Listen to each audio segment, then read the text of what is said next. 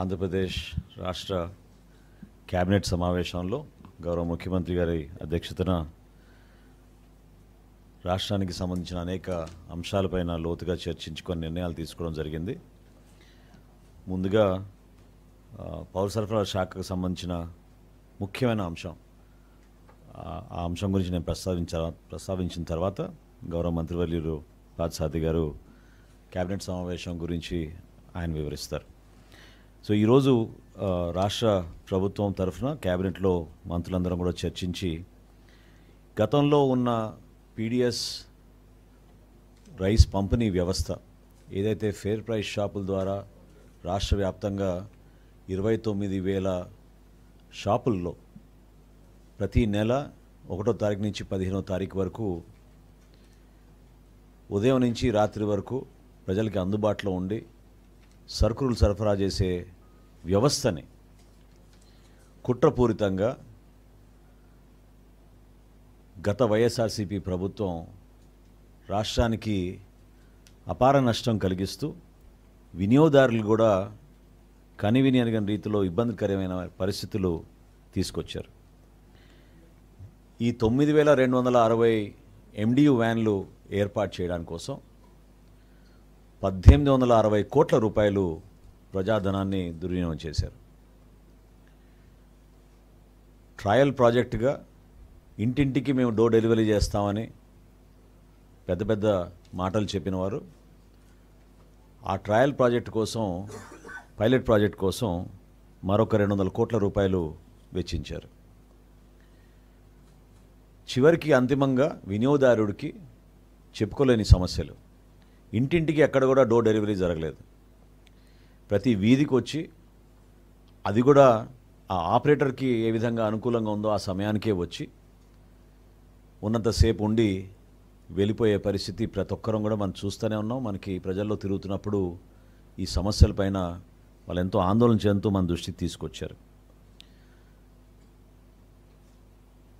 ముఖ్యమంత్రి గారు కూడా కూటమి ప్రభుత్వం ఏర్పడిన తర్వాత IVRS సర్వే టేకప్ చేసినప్పుడు ప్రతి నెల సుమారు 30% లబ్ధిదారులు మాకు రేషన్ అందలేదనే విషయం ప్రతి నెల మాకు వివరాలు వస్తూనే ఉన్నాయి.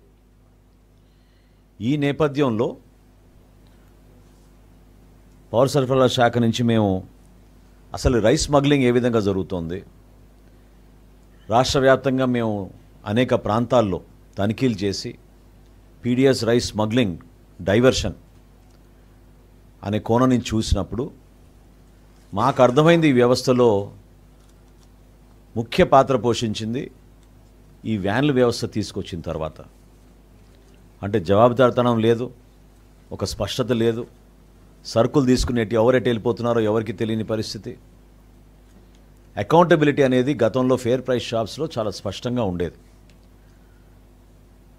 డైవర్షన్ జరిగినప్పుడు డిసిప్లిన్ యాక్షన్ తీసుకోవాలంటే ఫేర్ ప్రైస్ షాప్స్ ఉన్నప్పుడు ఇమ్మీడియట్గా డిసిప్లిన్ యాక్షన్ తీసుకుని స్థానికంగా ఉన్న ఒక రెవెన్యూ సిబ్బందికి ఆ బాధ్యతలు అప్పచెప్పేవాళ్ళం.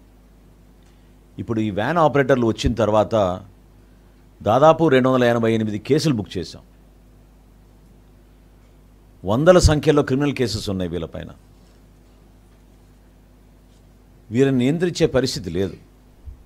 పూర్తిగా వీళ్ళు ఆ సిండికేట్లో భాగస్వాములై రైస్ స్మగ్లింగ్ అనేది చాలా భారీ ఎత్తున ఆంధ్రప్రదేశ్లో ఒక వ్యవస్థను ఏర్పాటు చేసుకుని ఆ వ్యవస్థకి పూర్తి స్థాయిలో గతంలో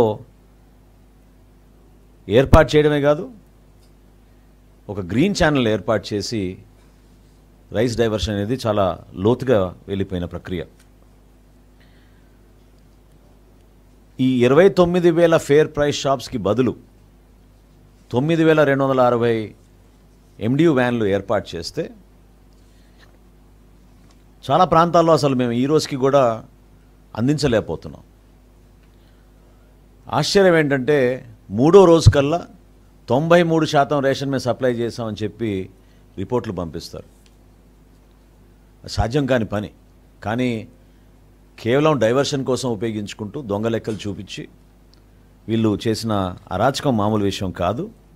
దీనికి గతంలో 90% కార్పొరేషన్ల ద్వారా 10% లబ్ధిదారుల తరఫున ఆ రోజున ఐడెంటిఫై చేసి 10% బెనిఫిషరీ కడితే ఈ వ్యాన్ నిర్వహణ వాళ్ళకి అప్పచెప్పి దాదాపు నెలకి 27,000 రూపాయలు కార్పొరేషన్ నుంచి మేము వీళ్ళకి చెల్లిస్తూ వస్తున్నాం. ఈ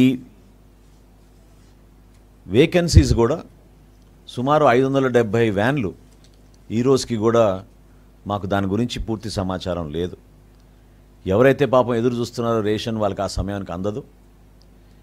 ఇంకా ఆశ్చర్యకరమైన విషయం ఏంటంటే చాలామంది పాపం పనులకు వెళ్ళే వాళ్ళు కూడా పనులు మానేసుకుని ఫలానా రోజు వ్యాన్ వస్తుందని వాళ్ళు ఎదురు చూసుకుంటూ ఇబ్బంది పడే పరిస్థితులు చాలా క్లియర్గా అనేక సందర్భాల్లో మా దృష్టికి వచ్చినాయి. అంటే 3 ఫేర్ ప్రైస్ షాపులకి అనుగుణంగా ఒక వ్యాన్ని ఏర్పాటు చేశారు. తద్వారా డైవర్షన్ చాలా భారీ ఎత్తున జరిగింది. ఇది అనేక కోణాల నుంచి మేము దర్యాప్తు చేసి మాకు వచ్చిన రిపోర్ట్స్ మేరకు అదేవిధంగా ఈరోజున ఆర్థిక వ్యవస్థ అంటే ఇంకా మేము ఇంకొక 385 కోట్ల రూపాయలు వెచ్చించాల్సి వస్తుంది వీళ్ళ కాలం మొత్తం పూర్తి చేసుకుంటే. అయినా ఏమీ ఉపయోగం లేదు. వినియోగదారులకు ఏ విధమైన అడిషనల్ సర్వీస్ ఇవ్వలేకపోతున్నాం. ఫేర్ ప్రైస్ షాప్ అయితే 1వ తారీఖు నుంచి 15వ తారీఖు వరకు ఉదయం నుంచి రాత్రి వరకు ఓపెన్ ఉండి వినియోగదారుడు ఎప్పుడైనా వెళ్ళి ఆ షాప్కి వెళ్ళి తెచ్చుకోవచ్చు. ఒకవేళ ఆ 2-3 రోజులు వెళ్ళలేకపోయినా ఖచ్చితంగా 15 రోజుల లోపే వెళ్ళగలిగేవాళ్ళు. అసలు ఎంత దురుద్దేశంతో ఈ స్కీమ్ని ప్లాన్ చేశారంటే ఎక్కడైనా మనం చూసాం ఒక వ్యాన్ కొని కేవలం 15 రోజులకే దాన్ని వినియోగించేటట్టు డిజైన్ చేశారు. నెలలో 15 రోజులు ఖాళీగా ఉండేటట్టు. ఖాళీగా ఉన్నా సరే ఆ డ్రైవర్కి ఆ ఖర్చులకి కార్పొరేషన్ నుంచి భరించేటట్టు ఈ నిర్ణయం తీసుకోవడం అనేది చాలా ఆశ్చర్యకరమైన విషయం. అంటే ప్రజలు ఏ విధంగా ఒక మంచి పరిపాలన కోసం ఎదురు చూస్తారో ప్రజాధనాన్ని దుర్వినియోగం చేసే విధంగా వాళ్ళ స్వార్థం కోసం స్వలాభం కోసం తీసుకున్న నిర్ణయం అనేది చాలా స్పష్టంగా కనపడుతుంది. ఈరోజు క్యాబినెట్లో మేము తీసుకున్న డెసిషన్ జూన్ 1వ తారీఖు నుంచి ఫేర్ ప్రైస్ షాపుల ద్వారానే పీడిఎస్ రైస్ లబ్ధిదారులందరూ కూడా చేరవేసే విధంగా ఒక నిర్ణయం తీసుకున్నాం. దీంతో పాటు 65 సంవత్సరాల కన్నా ఎక్కువగా ఉన్న వయసులో ఉన్న వృద్ధులకు అదేవిధంగా దివ్యాంగులకు డోర్ డెలివరీ జరిగేటట్టు ఈరోజు ఒక నిర్ణయం తీసుకున్నాం. ఈ ఫేర్ ప్రైస్ షాప్స్లో కూడా మేము కొత్త యాప్ డిజైన్ చేసాం. రేషన్ చాలా పక్కాగా మేము మానిటర్ చేసుకునే విధంగా నెక్స్ట్ ఫేజ్లో మేము ప్రతి షాప్లో కూడా సీసీ కెమెరాలు కూడా ఏర్పాటు చేసి వాళ్ళ సర్వీసెస్ని మేము పెంచే విధంగా కేంద్ర ప్రభుత్వంతో చర్చించిన తర్వాత ప్రాథమిక అనుమతులు వచ్చినాయి మాకు. ఈ ఫేర్ ప్రైస్ షాప్స్ని చిన్న చిన్న కిరాణా షాపులుగా వాళ్ళు కూడా వ్యాపారం చేసుకునే విధంగా గిరిజన ప్రోడక్ట్స్ కానివ్వండి కేంద్ర ప్రభుత్వం అందించే ఈ భారత్ ప్రోడక్ట్స్ని ఈ షాపుల ద్వారా మేము వినియోగదారులకి తక్కువ రేటుకు తీసుకొచ్చే విధంగా ఒక నిర్ణయం తీసుకున్నాం. అదేవిధంగా ఈ 9,260 వ్యాన్లు ఎవరి పేరు మీద అయితే ఉన్నాయో బెనిఫిషరీస్ వాళ్ళందరికీ కూడా ఈ యాసెట్ని అంటే ఈ వ్యాన్ని ఉచితంగానే వాళ్ళకి ట్రాన్స్ఫర్ చేసే విధంగా ఒక నిర్ణయం తీసుకున్నాం. ఎందుకంటే వాళ్ళ లైవ్లీహుడ్ కూడా ఎఫెక్ట్ కాకూడదు.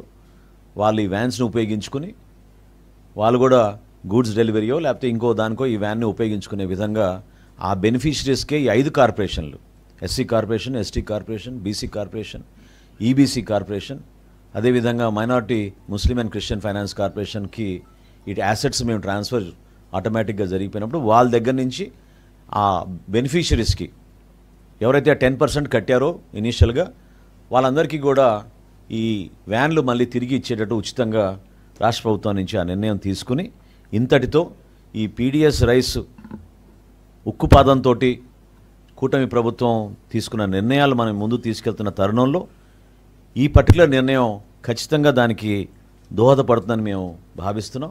కొంతవరకు మేము దీని ద్వారా ఈ రైస్ డైవర్షన్ ఖచ్చితంగా ఆగుతుందనే ఒక నమ్మకంతో ఈ కార్యక్రమాన్ని ఈరోజు తీసుకొచ్చాం. దీంతోపాటు దీపం 2 పథకం గురించి ఇంకొక నిర్ణయం తీసుకున్నాం ఈరోజు రాష్ట్ర క్యాబినెట్లో. గౌరవ ముఖ్యమంత్రి గారు ఆల్రెడీ దీని గురించి చాలా లోతుగా చర్చించారు. ఈరోజు క్యాబినెట్లో కూడా మంత్రులందరి అభిప్రాయం తీసుకున్న తర్వాత ఒక నిర్ణయానికి వచ్చింది ఏంటంటే ఈ 2వ ఫేజ్లో దీపం ఆల్రెడీ మేము 70 లక్షలు మంది బుకింగ్ చేసుకున్నారు. మొదటి దశలో 99,70,000 మంది దీపం 2 పథకం కింద ఉచిత గ్యాస్ పథకం లబ్ధి పొందారు. ఫేజ్ 2లో ఎప్పుడైతే ఏప్రిల్ నుంచి జూలై వరకు ఉందో ఫేజ్ 2లో ఆల్రెడీ ఇప్పటికే 70 లక్షల మంది బుకింగ్స్ చేసుకున్నారు. సో ఫేజ్ 2 అయిపోయిన తర్వాత ఫేజ్ 3లో వారికి ముందుగానే డబ్బులు వాళ్ళ ఖాతాలోకి వేసేటట్టు డైరెక్ట్గా ఈరోజు క్యాబినెట్ నిర్ణయం తీసుకుంది. ఈ లాజిస్టిక్ ఇష్యూస్ లేకపోతే ఈ ట్రాన్సాక్షన్లో వస్తున్న కొన్ని ఇష్యూస్ వలన చాలామంది ఆందోళన చెందుతూ మా అకౌంట్లో ఇంకా డబ్బులు పడలేదనే విషయం చాలా సందర్భాల్లో ప్రస్తావిస్తూ ఉన్నారు. కాబట్టి వాటిని అధిగమించే విధంగా ఈరోజు ఒక ఆలోచనకు వచ్చి డైరెక్ట్గా లబ్ధిదారుల ఖాతాలోకి ఆ గ్యాస్ సిలిండర్కి సంబంధించిన సబ్సిడీ ఏదైతే ఉందో ముందుగానే 3వ ఫేజు మొదలవకన్నా ముందుగానే వాళ్ళ ఖాతాలో పడే విధంగా ఈరోజు క్యాబినెట్లో ఈ 2 నిర్ణయాలు ప్రధానమైన నిర్ణయాలు. ఖచ్చితంగా రాబోయే రోజుల్లో సంక్షేమంతో పాటు ఒక ట్రాన్స్పరెంట్గా అకౌంటబుల్గా ఉండే విధంగా రాష్ట్ర ప్రభుత్వం ఈరోజు ఈ నిర్ణయాలు తీసుకుంది.